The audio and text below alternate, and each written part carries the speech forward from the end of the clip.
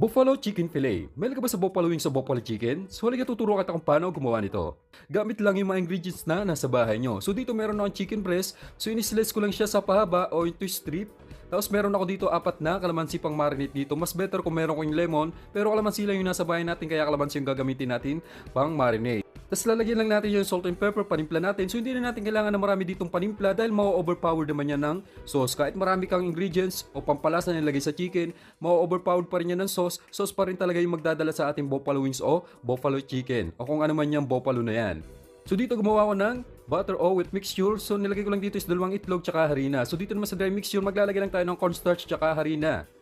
So bago natin i-dip tong chicken sa mantika, ilalagay muna natin yan sa wet mixture tapos dry mixture. Bari wet mixture and dry mixture yung gagamitin natin dito. So tulad nito, nilagay ko muna siya sa butter bago kinoted ko siya dito sa dry mixture sa harina. Bago pwede na natin iprito yan. So magpainit lang kayo ng mantika. Mas maganda, mas maraming mantika para lulubog talaga yung ating chicken. So pwede na natin iprito yan, ubusin lang natin itong mixture natin bago tayo mag-proceed sa paggawa ng sauce. So ubusin lang natin itong chicken natin. So hintayin nyo lang yan mga idol, bantay-bantayin nyo lang. Mas maganda talaga dito, binabantayan mo, hinahalo-halo mo para pantay ang pagkaluto ng chicken natin. So sa point na to, luto na yung ating first batch ng chicken fillet.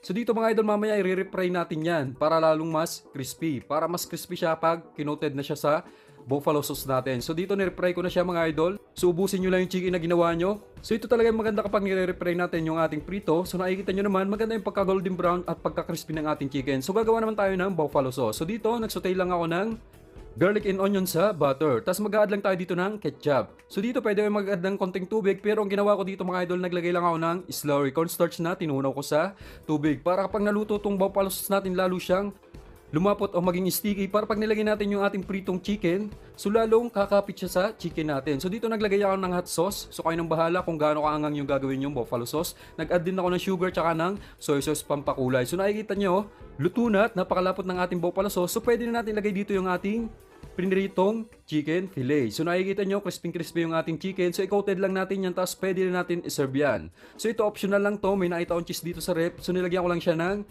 grated cheese. Tapos hahaluin natin yan para may konting pagka-cheesy yung ating buffalo chicken fillet. So kapag naluto na yan, halo-halo nyo na, medyo tunaw na yung cheese, ito yung kinalabasan ng ating buffalo chicken fillet.